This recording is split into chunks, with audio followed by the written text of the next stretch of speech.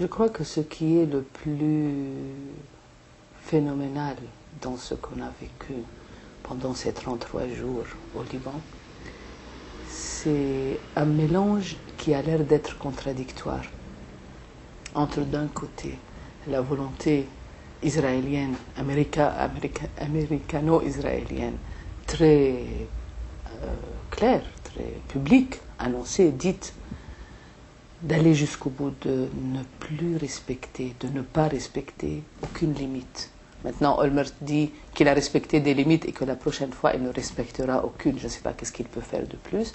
Mais réellement, nous avons assisté à une volonté de dépasser et de transgresser toutes les conventions, qu'elles soient des conventions écrites, comme celle de Genève, qui, par exemple, dit qu'il ne faut pas attaquer les ambulances, les civils, les journalistes, ou même les conventions non écrites, qui sont des arrangements suite aux guerres que l'humanité a connues.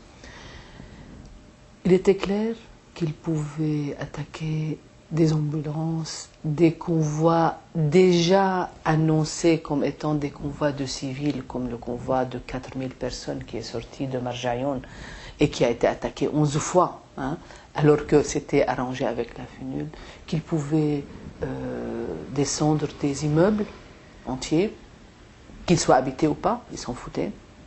Et en même temps, on assistait au même moment à une forme d'acceptation, c'est-à-dire à une forme de, je dirais pas d'acceptation, à une satisfaction de la part de la population face à une décision commune qui a été prise sans concertation, qui était celle de ne pas se plier. Ce qui était très étonnant, c'est que cette énorme barbarie d'un côté était reçue de l'autre côté avec une sorte, je dirais, de quiétude.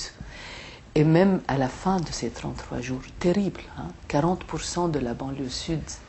La banlieue sud, c'est comme si je disais, par exemple, Saint-Denis par rapport à Beyrouth. Et il n'y a pas de distance. Tu ne sais pas quand est-ce que tu traverses de Beyrouth jusqu'à la banlieue sud. C'est presque 1 million d'habitants à la banlieue sud, 700 000 habitants.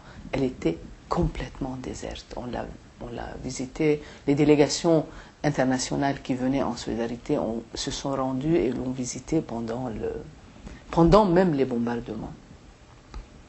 Mais à la fin des bombardements, quand la population a pu revenir, le jour même de l'arrêt des hostilités, comme ils le disent, on voyait des familles entières qui regardaient leurs immeubles qui étaient devenus un tas, et qui avaient un sourire. C'était quoi ce sourire? C'était la satisfaction de ne pas s'être plié à l'horreur et à ce que voulait l'horreur, à ce que voulait obtenir l'horreur. Je pense qu'il y a eu concurrence durant ces 33 jours entre plus d'horreur et encore plus d'horreur pour les faire plier, et cette quiétude, cette satisfaction des gens qui étaient prêts à payer un prix énorme. 40% des victimes sont des enfants de moins de 13 ans. Ce n'est pas des enfants, quand on dit de 18 ans, non, c'est des enfants, des vrais enfants dans les jupons de leur mère encore, de moins de 13 ans. 40% finalement, des 1500 presque victimes. Il n'y a presque pas eu de blessés. Il y a eu très peu de blessés par rapport aux tués, parce qu'ils frappaient d'une manière qui ne laissait pas le moyen à des gens d'être blessés. C'était soit on est sauvé, soit on est mort. Et après, Israël bombardait les routes, de sorte que ceux qui étaient gravement blessés mouraient certainement avant d'arriver aux hôpitaux. Je ne veux pas parler de l'horreur d'Israël. Israël a montré, je dirais juste un mot, Israël a montré pendant ces 33 jours de quoi il était capable et à quoi il était disposé. Et je pense que même intellectuellement et politiquement, ça a changé notre regard à Israël. Ça a changé le regard même d'occidentaux qui étaient par définition défenseurs de l'existence d'Israël. Certains l'ont dit là-bas, il est très difficile de concevoir une vraie paix avec ce phénomène. Je pense que ça, va être débattu. C'est le moment maintenant de commencer à débattre qu'est-ce que c'est que ce phénomène qui est Israël. Est-ce que c'est un État normal avec lequel, même ennemi, on peut faire une trêve, une paix, ou est-ce que c'est un phénomène qui ne peut vivre que dans la guerre et dans l'animosité? Je pense que dans les 33 jours, ça a été posé, mais clairement, vu la volonté de faire le plus de dégâts possible et le plus de douleur possible et de toucher la population dans sa totalité. Maintenant, les analystes disent que ça visait à pousser la population à se soulever. Devant l'horreur, il fallait qu'ils disent non, tout sauf ça. Or, il y a eu exactement l'inverse. Devant l'horreur de plus en plus aggravée, la majorité des Libanais ont dit on va tenir tête. C'est ça, soumoud, le mot pour lequel je ne trouve pas de traduction exacte en français. C'est une résistance civique, c'est tenir bon. Ça peut ne pas être des actes, ça peut être juste un refus. Je refuse de me soumettre. Vous pouvez faire ce que vous voulez, je refuse de me soumettre. Denis Brutus, qui est un poète, un grand poète africain du Sud, qui est arrivé, qui a 82 ans, qui est l'ami de Mandela, qui a fait de la prison avec Mandela, qui est arrivé vraiment en 24 heures suite à notre appel, dans la première délégation le 28 juillet. Denis Brutus avait vu ça. Il a dit, ceux qui sont comme ça ne peuvent jamais être battus. Vous n'allez pas être battus. C'était vraiment au début, au milieu de cette agression. Je voudrais parler d'autres points aussi. Je voudrais parler de pourquoi ce sentiment de quiétude, de satisfaction est très important. Pourquoi il est peut-être ce qu'il y a de plus important dans cette guerre, même peut-être plus important que la capacité totalement merveilleuse des combattants eux-mêmes, qui finalement ont arrêté une des armées les plus grandes du monde, les plus offensives du monde, et qui n'a pas pu vraiment avancer, qui ont fait cette chose héroïque des 34 Merkava détruites en une seule journée, hein, ce qui était quelque chose qu'Israël n'avait pas du tout prévu. Hein. Plus important que ces combattants héroïques était cette quiétude, ce refus de se soumettre. Je pense que depuis moi qui a commencé à comprendre un peu qu'est-ce qui se passait dans cette région du monde, en 67, j'étais encore gamine, il y a eu la défaite de 67. J'ai vu devant moi mon père blêmir quand ils ont annoncé le retrait vers la 3e position de l'armée égyptienne et faire un infarctus quelques heures plus tard. Il était jeune, il avait 47 ans et il était médecin et c'était un grand intellectuel et un grand militant. Après, tout le monde était dans la rue. Tout le monde était dans la rue en disant un seul mot, non. Et d'ailleurs, je pense que Youssef Chahine a rendu éternel ce moment avec son film L'Oiseau.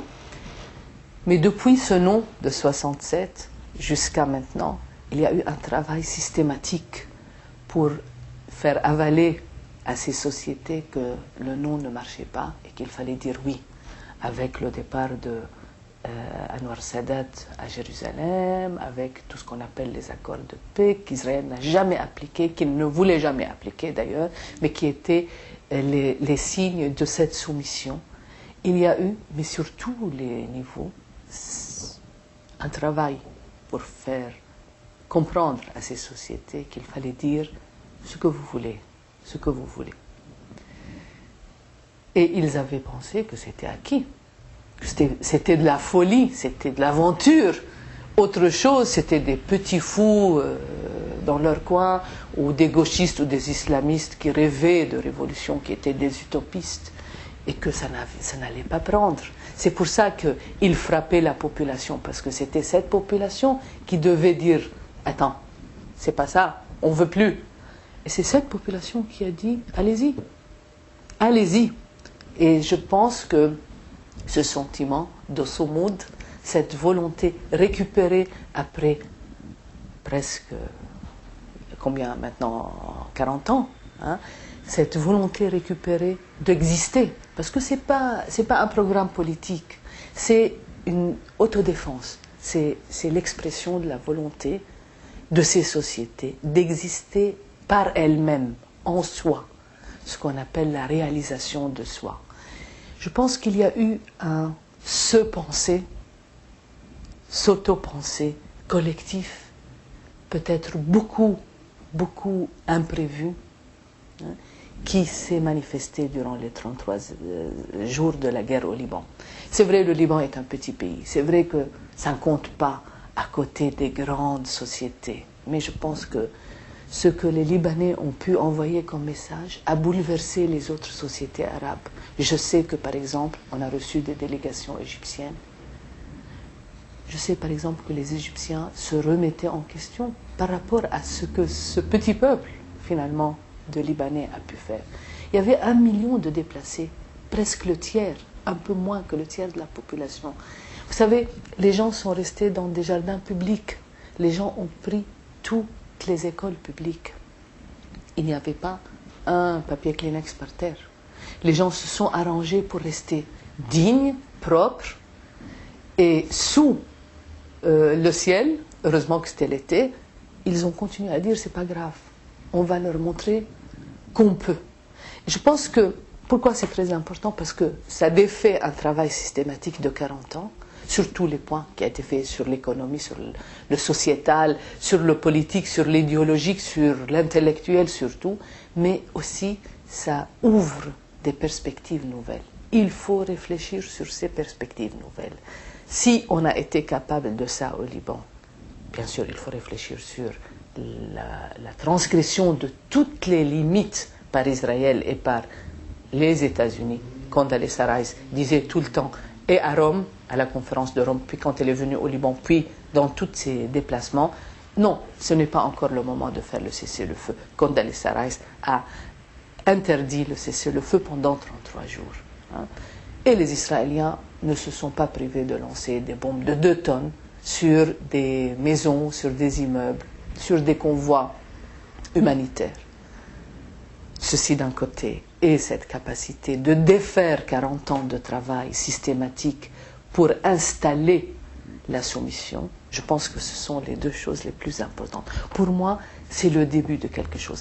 Pas parce que uniquement Israël et les États-Unis vont revenir à la charge, parce qu'ils ont très peur de ce sentiment de dignité, de quiétude, de satisfaction qui est né des décombres et de ce prix énorme qui a été payé. C'est terrible. Moi, j'ai vécu 82. Ça n'a rien à voir. Moi, j'étais à Beyrouth tout le long de 82.